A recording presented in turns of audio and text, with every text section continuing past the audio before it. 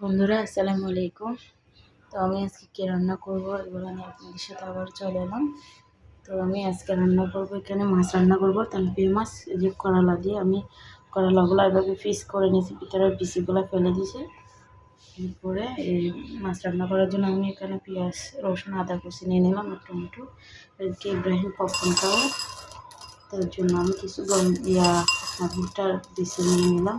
এখানে আমি চুলার মধ্যে প্যান বসাই গরম আর পপকর্নের জন্য একটুখানি আমি সরষের তেল দিছি। সরষের তেলগুলো গরম হয়ে গেছে, এখন আমি বিচিগুলো এখানে ঢেলে দেবো। গাইস দেখেন, আমি ভুট্টার বিচিগুলো তেলের মধ্যে দিয়ে পরিমাণ মতো লবণ দিয়ে দিয়েছি। এগুলো আমি একটু ভেজে এরপর আমি ঢেকে দেবো, এরপর এগুলো আস্তে আস্তে ফুটবে। পপকর্নগুলো ফোটা শুরু হয়েছে। এদিকে আমি মাছের জন্য পেঁয়াজ রসুনগুলো দিয়ে দিলাম তেলের মধ্যে। এই পপকর্নগুলো আস্তে আস্তে হবে, আপনাদের সাথে শেয়ার করবো।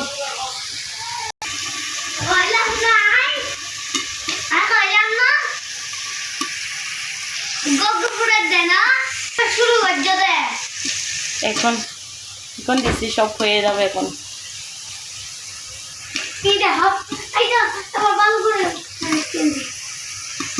মাশাআল্লাহ পপকর্নগুলো অনেক সুন্দর করে ফুটেছে, দেখেন। এই যে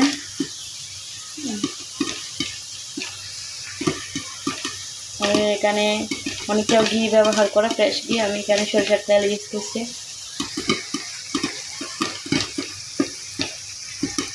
আর এদিকে মাছের পেঁয়াজগুলো কষাচ্ছি, কারণ আমি মশলা এখন সব দিয়ে দেবো।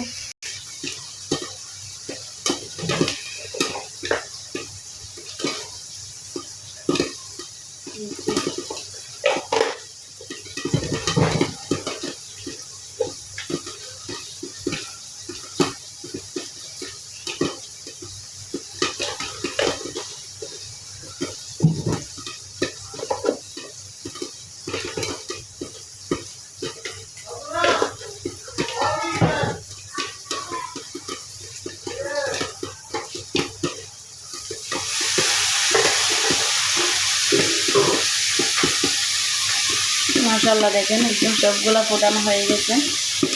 আর এদিকে আমি মাছের মশলাগুলো দিয়ে দিলাম। এখানে একটু মরিচ, মশলা, আপনার হলুদ সব দিয়ে আমি ভালো করে কষাই ফেলবো। এখন টমেটোগুলো দিয়ে দিচ্ছি, কারণ এগুলা মানে বেশি না, তাই একটু রস বের হওয়ার জন্য আমি টমেটোগুলো সাথে দিয়ে দিলাম। এদিকে সব পপকর্ন হয়ে যাচ্ছে আমার ছেলে। দেখেন একদম অনেকগুলো ফুট একবারে উপরে ঢাকনা বড় বড় হয়ে গেছে, ভিতরে মনে হয় আরও থেকে গেছে, তাই এখনো ফুটতেছে। তাই আমি চুলাটা অফ করতেছি না, একটু একটু জ্বলতেছি চুলাটাও। যে মাছের মশলাগুলো কষতেছে, আমি তো মাছগুলো দিয়ে দেবো, মাছ আর করলাগুলো।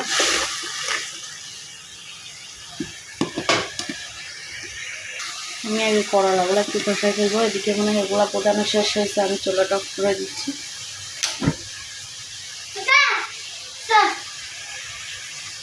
দেখেন মাশাআল্লাহ কত সুন্দর হয়েছে।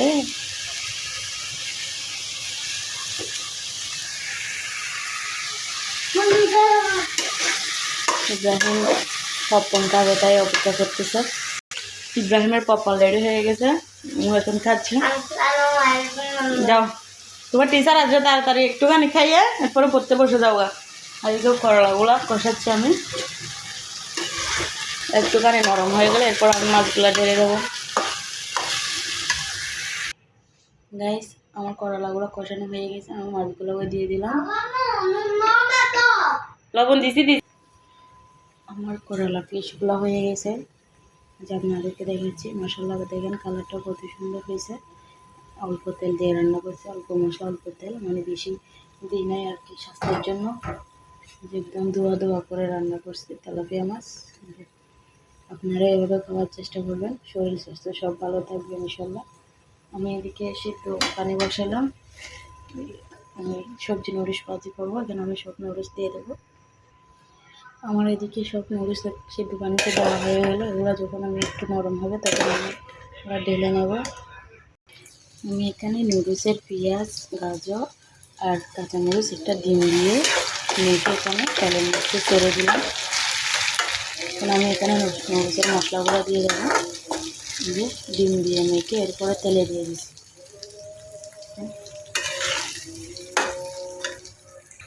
নোটিসের মশলাগুলো দিয়ে দিলাম, আমি এখন ভালো করে নেড়ে চেড়ে দেবো। আমি নোটিসগুলো দিয়ে দিলাম এখানে, আমি এখন ভালো করে নেড়ে চেড়ে পরে নামাই করবো। রেডি হয়ে গেল আমার সবজি নুডলস, নিচে দেখেন।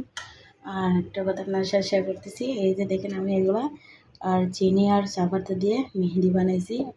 এগুলো আমি কিছুটা পরিমাণের আটা দিয়ে এগুলো আমি মিক্স করে এরপর আমি এগুলো নুকে দেবো। আপনারা হয়তো ভিডিওতে দেখতে পাবেন আমার মানে নুকে কীরকম কালার আসছে, এটা দেখতে পাবেন। দেখেন মাশাআল্লাহ, এটা কত সুন্দর কালার হয়েছে, একদম মেহেদির মতো।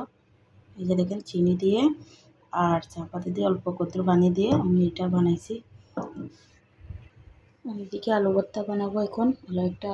দুইটা আলু সিদ্ধ করে আমি ভালোভাবে ছিলে নিলাম। এখন আমি আলু ভর্তাটা রেডি করে ফেলবো। ইব্রাহিম অনেক লাইক করে দেয়। তো গাইস দেখেন আমার আলু ভর্তা রেডি হয়ে গেল, সরষের তেল দিয়ে আলু ভর্তা। আলু ভর্তা আর ডাল আমাদের জাতীয় খাবার, আসলে অনেক ভালো লাগে, মাঝে মাঝে করে খেলে অনেক ভাত খাওয়া যায়।